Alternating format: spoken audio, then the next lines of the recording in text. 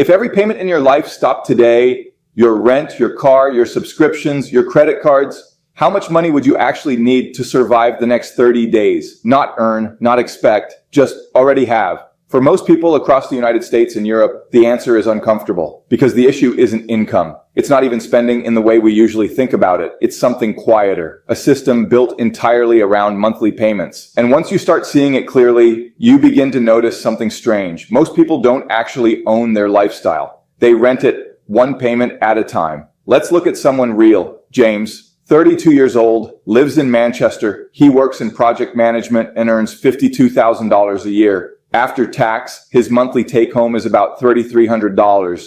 On paper, this is a comfortable income. He lives alone, has a stable job. From the outside, everything looks fine.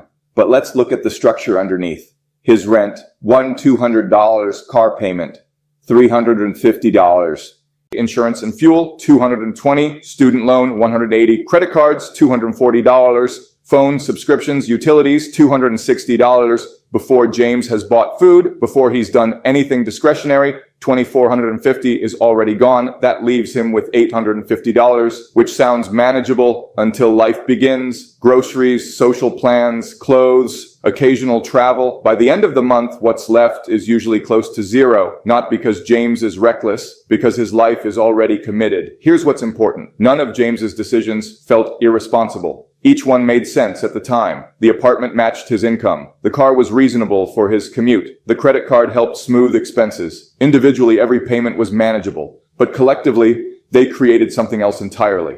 A fixed structure, one that quietly consumes almost everything he earns. And once that structure is in place, something changes. His income is no longer flexible. It's already assigned before he earns it. Let's step away from feelings for a moment and look at the math. James pays $350 a month for his car. That's $4,200 a year. Over 5 years, that's $21,000.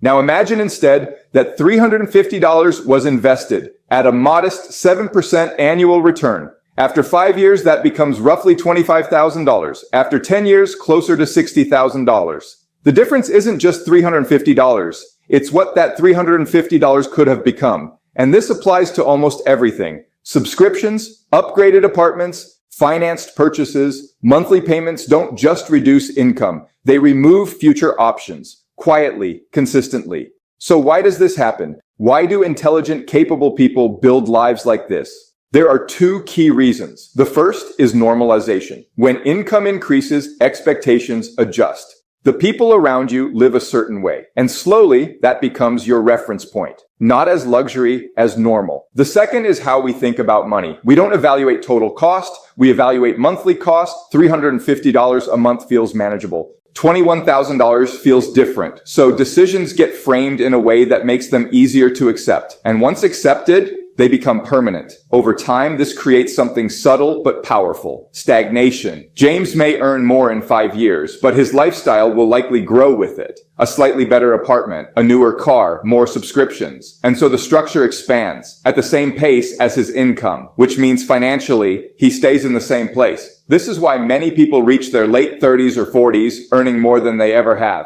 but with very little to show for it. Not because they failed, because the system absorbed everything. People who avoid this pattern aren't necessarily more disciplined. They simply think differently. Before committing to a payment, they ask a different question. Not, can I afford this monthly? But, what does this cost me over time? And what am I giving up to have it? That shift changes everything because it forces visibility. It turns invisible trade-offs into visible ones. And once you can see the trade-off, you can choose.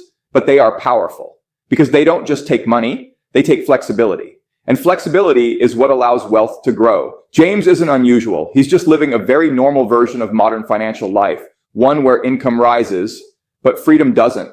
Understanding that isn't about regret, it's about clarity. And clarity is where better decisions begin. If this way of thinking is useful to you, you can subscribe. There's more of it here.